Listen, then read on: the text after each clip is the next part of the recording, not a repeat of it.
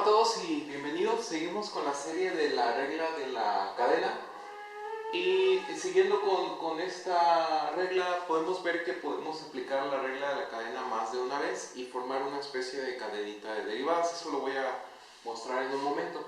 Por lo pronto, por ejemplo, si queremos derivar una función que sea y igual a e a la seno de x, lo que hacemos es primero tomar la función más sencilla, que es seno de x, y la proponemos como un u. Entonces va a ser u igual a seno de x. La derivada del seno la conocemos, es coseno de x. Y entonces esta expresión original va a quedar como y a la u. Derivarla es muy sencillo porque la derivada de la exponencial es ella misma, solo la multiplicamos por u'.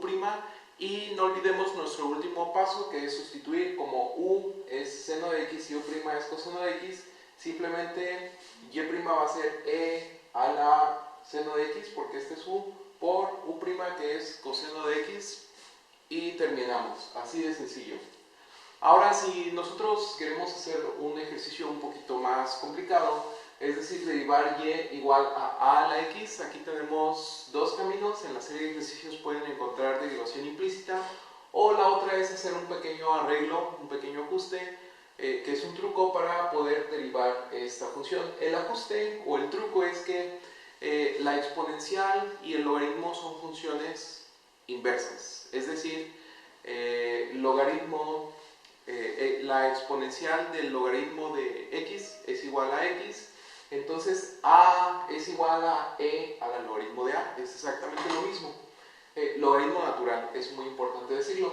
Entonces, si tenemos a la x, yo en lugar de a puedo cambiar e al logaritmo natural de a, esto elevado a la x. Y por la regla de las potencias, el x multiplica el logaritmo natural de a, entonces tengo e a la x por el logaritmo natural de a. Entonces tengo una expresión más o menos de ese estilo, donde el u lo puedo tomar como x por logaritmo natural de a. El logaritmo natural de a es una constante, ¿de acuerdo? Entonces, para derivarlo, simplemente la derivada de u va a ser la derivada de x, que es 1, por la constante, por el coeficiente, que es logaritmo natural de a. Entonces ya tenemos u, que es x por logaritmo natural de a, y su derivada u', que es logaritmo natural de a, ¿de acuerdo? Entonces, proponiendo el u de esta manera, nuestra función que queremos derivar queda como un e a la u. Nosotros ya la habíamos derivado, ya sabemos que y' es igual a e a la u por u'. Entonces, como último paso, sustituimos. Vamos a sustituir u, que aquí lo tenemos, y u'.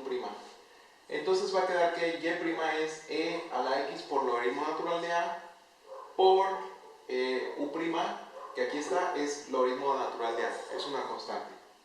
De acuerdo a esto lo paso, recordemos que cuando tenemos un coeficiente por un logaritmo, este coeficiente lo podemos pasar como un exponente, ¿de acuerdo? Entonces, e a la x por logaritmo natural de a es lo mismo que e a la logaritmo natural de a la x. Y esto, por la identidad que tenemos aquí arriba, como son funciones inversas, esto es igual a la x por el logaritmo natural de a, y esta es la respuesta a la derivada de esta función. ¿De acuerdo? Muy bien, entonces ya resolvimos esta, y lo prometido es deuda. Yo dije que la regla de la cadena nos puede formar una cadena, por eso se llama regla de la cadena, una cadenita de derivadas. ¿De acuerdo? Entonces, por ejemplo, nosotros hemos estado aplicando la regla de la cadena a la composición de dos funciones, f compuesto con g. Pero una pregunta es, bueno, ¿y si tenemos f compuesto con g compuesto con h? Ahí es donde se forma nuestra cadenita de derivadas.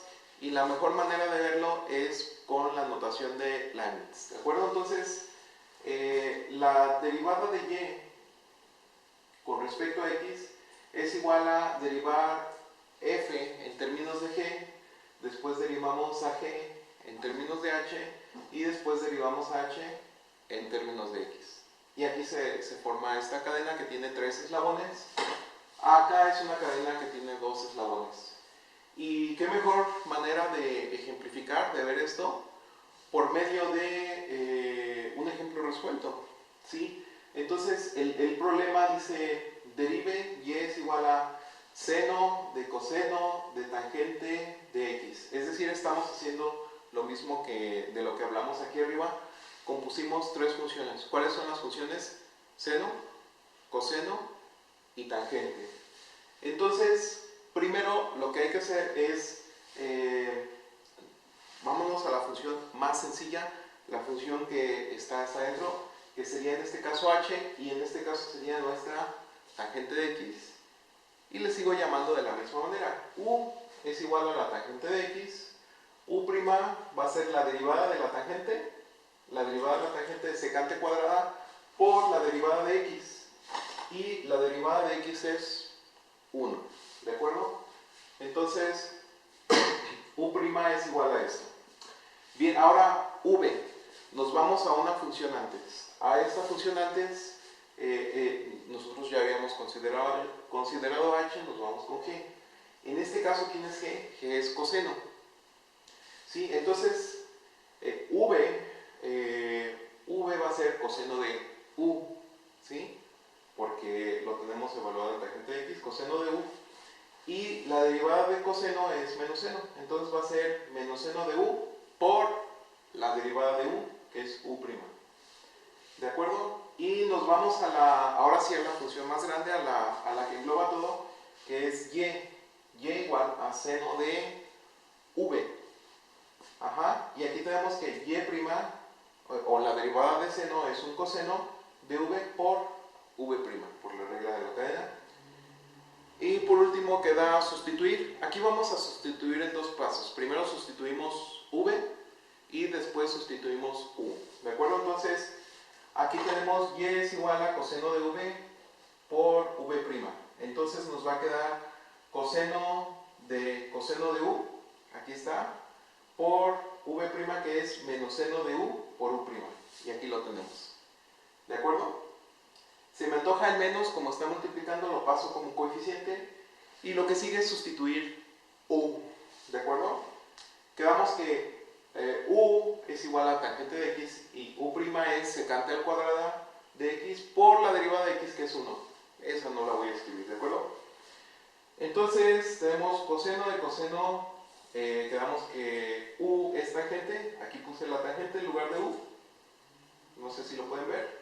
El menos lo paso como coeficiente y después sigue el seno de u, o sea, el seno de la tangente de x por u', y u' es secante al cuadrado de x.